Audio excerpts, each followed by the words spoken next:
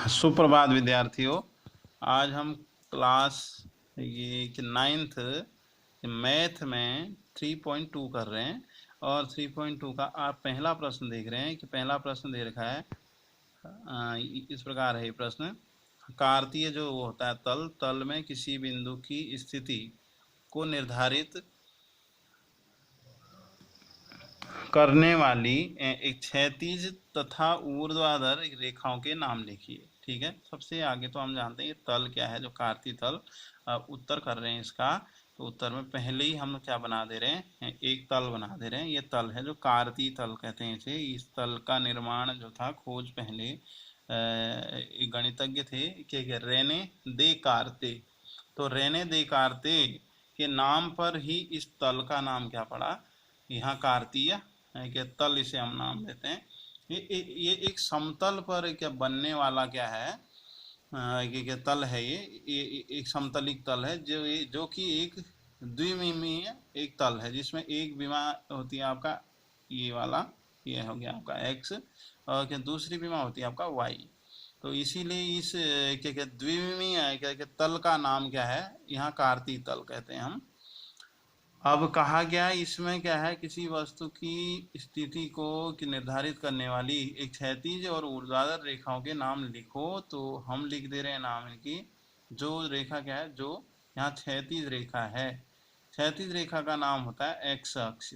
ठीक है, और दूसरी जो रेखा है ऊर्ध्वाधर रेखा है, ऊर्ध्वाधर रेखा का नाम ये वाई अक्ष हो गया। ये हमने लिख दिया, एक ऊर्ध्वाधर और एक दूसरा ये क्षैतिज अक्ष। अब इसी का दूसरा जो है वो आपका प्रश्न वो है, इन दो रेखाओं से बने तल के प्रत्येक जो भाग हैं का नाम लिखना है, इसके हर भाग का नाम। तो इससे 4 भाग निर्मित होते हैं। ये क्या, पहला ये चतुर्थांश है, ये दूसरा चतुर्थांश है, ये तीसरा चतुर्थांश है, ये चौथा चतुर्थांश है। तो इसी क्रम में हमने भी यहाँ के नाम लिख दिए।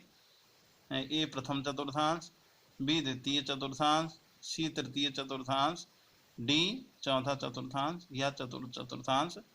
अब इसी प्रश्न का तीसरा प्रश्न है, उस बिंदु का नाम लिखिए जहां पर ये रेखाएं क्रॉसेबल हैं, या क्या करती हैं, काटती हैं या प्रतिच्छेद करती हैं। देखो ये रेखा एक्स अक्ष रेखा, ये वाई अक्ष रेखा एक जगह पर एक दूसरे को काट रही है, और उस बिंदु का नाम मैंने लिखा है मूल बिंदु। तो इसका है कि रिप्लाई भी यहाँ पे हम यही लिख देंगे कि उस बिंदु का नाम मूल बिंदु है।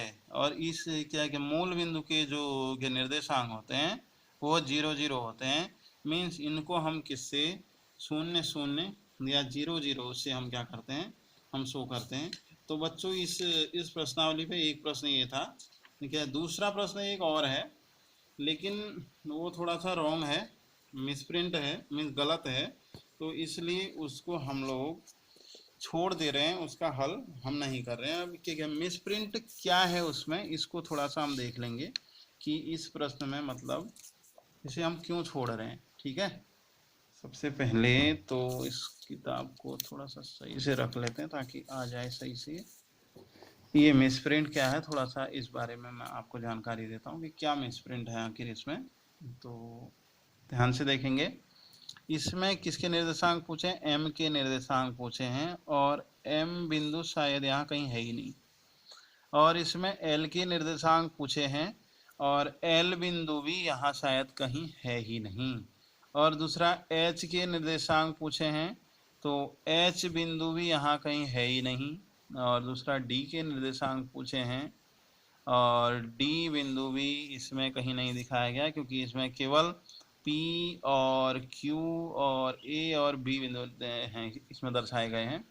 और दूसरा इसमें कि -3 के -5 द्वारा जो बिंदु बन रहा है, पहचानाया गया बिंदु, यहाँ कोई बिंदु ही नहीं है। बस इसमें B और C के निर्देशांक को हम क्या कर सकते हैं, हम शो कर सकते हैं केवल B के इसमें, क्योंकि C तो है ही नहीं। तो इसलिए इसमें जब इतना सारा कुछ है ही नहीं तो इसे हम हल क्यों करें। तो इसलिए इस प्रश्न को बच्चों छोड़ दिया जा रहा है, और कल हम करेंगे 3.3। तो इस वीडियो को आप देखेंगे और समझेंगे और एक नोट कर लेंगे ठीक है, लाइक भी कर लेंगे। ठीक है, और साथ ही साथ इस वीडियो को आप सब्सक्राइब भी कर लेंगे। ओके बच्चों, थैंक्स।